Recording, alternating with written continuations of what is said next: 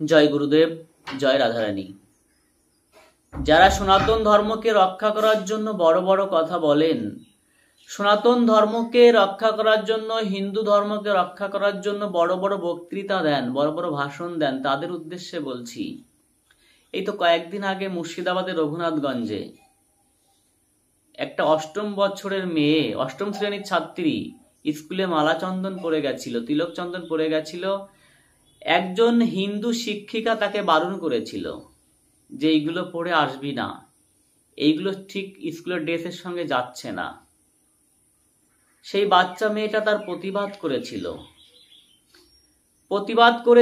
কিন্তু তার পেছনে কোনো রাজশক্তি ছিল না, তার পেছনে কোনো মন্ত্রী, কোনো এমএলএ কেউ ছিল না, কোনো চেয়ারম্যান কেউ ছিল না।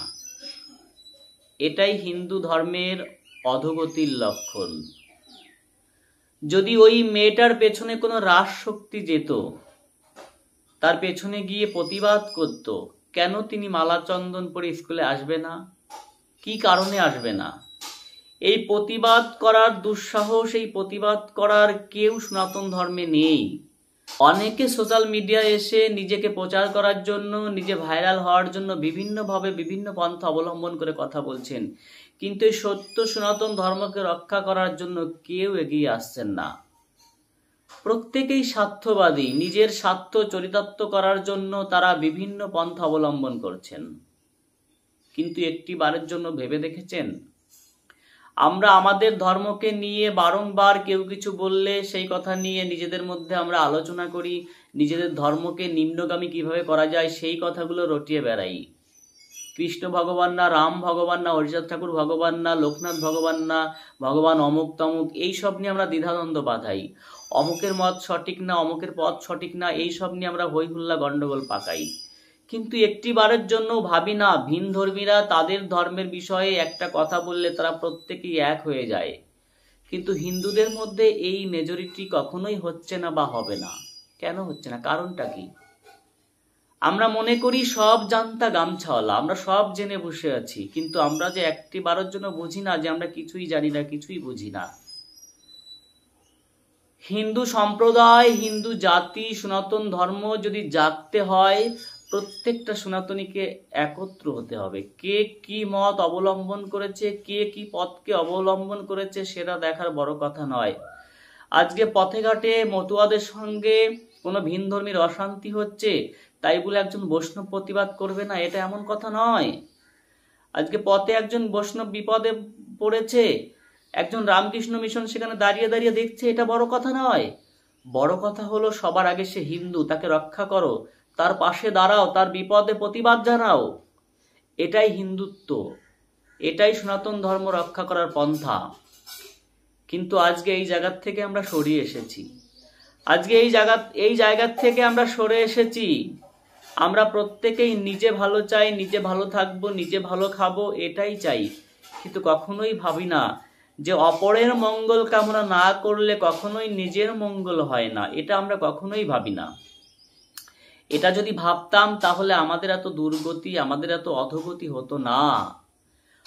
আমাদের এত অধোগতি, আমাদের এত দুর্গতি হওয়ার একটাই কারণ, আমরা নিজেরা সেই মনুষ্যত্ব জ্ঞান অর্জন করতে পারিনি। আমরা সেই আমাদের সনাতন ধর্মকে যাজন যোজন করতে পারিনি। আমরা আমাদের সন্তানকে সেই সঠিক শিক্ষা দিতে পারিনি, যার ফলে আজকে আমাদের এত দুর্দশা। মতুয়ারা বৈষ্ণবকে দেখতে পাচ্ছেন না, রামকৃষ্ণ মিশন গৌড় মঠকে দেখতে পাচ্ছেন না, ভারত শিবা সংঘ একজন সাইজির মতকে অবজ্ঞা করছে। এই যে আমাদের মধ্যে দ্বিধাদ্বন্দ্ব, এই দ্বিধাদ্বন্দ্ব আমাদের মধ্যে কবে যাবে? কবে আবার সত্য সনাতন জাগবে? কবে আবার হাতে হাত রেখে কাঁধে কাঁধ মিলে সবাই একত্র জয়ের ধ্বনি দিয়ে বলবে আমরা সনাতনী? এই মহামিলন করিয়ে দেওয়ার মানুষটা আজকে আমাদের খুব দুর্লভ। এই মহামিলনে পৌঁছে দেবার মানুষটা আজকে আমাদের দুর্লভ। যার যার যে গুরু পরম্পরা ধরে বসে আছি, আমরা প্রত্যেকেই মনে করছি আমার গুরু পরম্পরাই শ্রেয়, আমার গুরু পরম্পরাই শ্রেষ্ঠ, কিন্তু অন্য গুরু পরম্পরাকে আমরা নিন্দা করছি। এটাই আমাদের অধোগতি, এটাই আমরা নিম্নগামী হওয়ার আমাদের নিজেদের করণীয়। এটাই আমরা নিজেই নিম্নগামী হচ্ছি, এটা আমরা নিজেরাই করণীয় করছি, কিন্তু এটা নয়। ধর্ম রক্ষার কার্য, সনাতন ধর্মকে রক্ষা করার একটাই কার্য। সত্য সনাতন ধর্মে যারা আশ্রয় পেয়েছেন, এই সত্য সনাতন ধর্মের ছত্রছায়ায় যারা এসেছেন, প্রত্যেকেই হিন্দুত্ববাদী হয়ে নিজের ধর্মকে কিভাবে রক্ষা করা যায় সেই স্লোগান দিতে হবে। কে কি মত গ্রহণ করেছেন সেটা বড় কথা নয়, বড় কথা হলো আমি আমার ধর্মের জন্য কি করছি। আমি কি পেরেছি আমার সন্তানকে এই 11খানা 12খানা সাবজেক্ট পড়ার মধ্যে একটিবারের জন্য বলেছি বাবা গীতা ভাগবত বেদ এগুলো পড়? একবারও বলেছি? বলি না। নিজের সন্তানকে তো সেই শিক্ষা দিচ্ছি না, নিজের সন্তানকেই তো আমরা নিম্নগামী করে দিচ্ছি। এটা একটা দিক। দ্বিতীয় দিক হচ্ছে আমরা আমাদের সন্তানকে সেই সংস্কার দিচ্ছি না। ভিনধর্মী মানুষ সপ্তাহে একদিন তাদের সেই ভজন কুঠিরে গিয়ে তারা একত্র হয়ে তারা তাদের নাম কীর্তন করে, কিন্তু আমরা কখনো আমাদের ধর্মের মানুষ এক হয়ে যে মন্দিরে যাব, আমাদের হিন্দু সমাজের যারা প্রতিষ্ঠিত মঠ মন্দির হতে সেখানে সপ্তাহে একদিন গিয়ে আমাদের সন্তানকে এই সংস্কার দেব, এটা আমরা দেই না। এই দুর্ভাগ্য আমাদের, এই দুর্ভাগ্য হিন্দুদের, এই দুর্ভাগ্য সনাতনীদের। কিন্তু কেন? এর থেকে আমাদেরকে অবতীর্ণ হতে হবে, এর থেকে আমাদেরকে ঊর্ধ্বগামী হতে হবে। মনে রাখতে হবে আগামী দিন আমাদের সন্তানকে যদি আমরা সঠিকভাবে পরিচালনা না করাই, আমাদের সন্তানের মধ্যে যদি আমাদের সংস্কার না দিয়ে যাই, এই ধর্মের অস্তিত্ব থাকবে না, এই ধর্ম টিকবে না, বিলুপ্ত হয়ে যাবে। ভারতবর্ষ বারংবার ভিনধর্মীরা আক্রমণ করে বিলুপ্ত করার চেষ্টা করেছে। ভারতবর্ষে শও শও বছর ভিনধর্মীরা রাজত্ব করেছে। এর একটাই কারণ, নিজেদের ধর্মকে রক্ষা করা আমরা শিখিনি, নিজেদের ধর্মের হয়ে প্রতিবাদ করতে আমরা জানি না। এর কারণ আমরা নিজেরা কবে ভুল শুধরিয়ে নিজেদের সন্তানকে সেই পথে ধাবিত করব, নিজেরা সনাতন ধর্মের জয়ডাঙ্কা কবে বাজাবো, সেই ইচ্ছা শক্তি আমাদের নেই। আমাদের ইচ্ছা শক্তি আছে আমাদের সনাতন ধর্মের মধ্যে কতগুলো মত পথ রয়েছে তাদের পেছনে লাগার। এই ইচ্ছা শক্তি আমাদের বেশ ভালোই আছে। দেখেছেন কয়েকদিন আগে একটা মেয়ে যাচ্ছিল, তার পেছনে অনেকগুলো ছেলেরা জয় শ্রীরাম ধ্বনি দিচ্ছিল। সেখানে কিন্তু সেই মেয়েটা তাদের ধর্মের স্লোগান দিয়েছিল।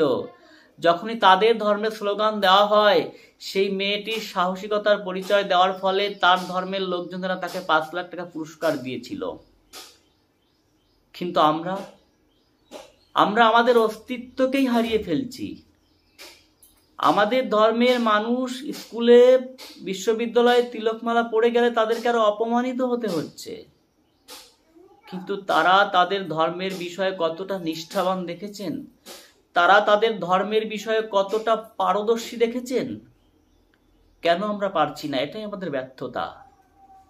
প্রত্যেকেরই বলছি আমি একা পারবো না, প্রত্যেকে এগিয়ে আসুন। আপনি যে মতের হন, মতুয়া হন, বৈষ্ণব হন, কালাচাঁদ মতে হন, লালন মতে হন, রামকৃষ্ণ মিশন হন, ভারত সেবা আশ্রম হন, গৌরীয় মঠ হন, বিবেকানন্দর মতে হন, যে মতই হন না কেন, অনুকূল ঠাকুরের মতে হন না কেন, যে মতেরই হন না কেন, সবার আগে সত্য সনাতন ধর্মকে রক্ষা করতে শিখুন। আমাদের সঙ্গে যুক্ত হন, আমাদের সঙ্গে জানান, আমাদের সঙ্গে দুঃখকে শেয়ার করুন, দুঃখকে ভাগ করুন। আমাদের শাস্ত্রে বলা আছে নিজের দুঃখ একমাত্র গুরু বৈষ্ণব ভগবানের কাছে জানাতে হয়।